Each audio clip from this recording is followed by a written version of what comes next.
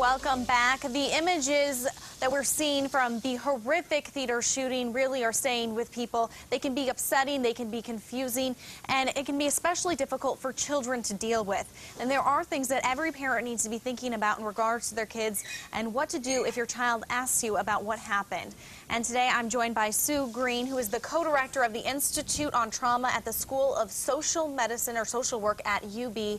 And, you know, what advice would you give to parents as their kids are seeing this on TV?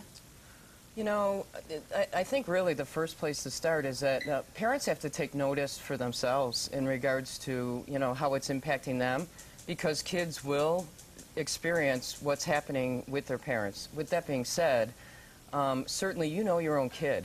And, you know, we talk about the fact that limiting the exposure to, you know, TV or social media is important, but talk honestly and really share some of your own feelings in terms of, you know, your own level of what helps you to feel safe, what you are already doing in terms of in your life that feels safe. You know, as adults, it can be disturbing to watch this. So Exactly. How much do you show your kids? And does it vary, I guess, based on age? I'm sure it does. It does. Because of social media, you know, certainly kids have access in different ways than certainly when I was growing up. So letting kids know that it's okay to take witness to what it is that's happening, but allow yourself to pay attention to what it is that they are watching and have deliberate conversation.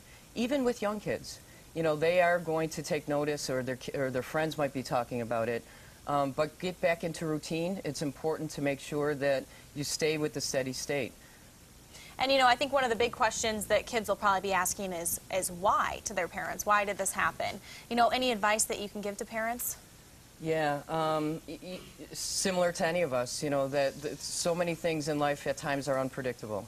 And letting kids know that we have control over certain things in our life, but there are random things that occur in life. And the opportunity to create, if you will, hope, or what we can do to make things be in a place that, how can I help in this situation? And seeing what our own mission could be around that is a way that in previous disasters, or especially when you think about man-made types of experiences, communities coming together and kids being part of recreating messages or things to stay safe. And what if your child is especially distraught? Well, again, you know, there's a time element here. You know, we are still you know, pretty close to when the event happened. But again, you know your own kid, and there's plenty of places to seek out help.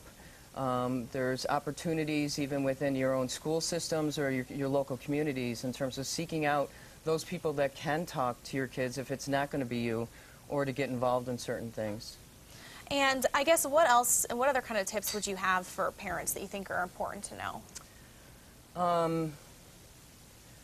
Again, I think the key thing is staying with routine, that having the deliberate conversation, but certainly keeping a limit to that.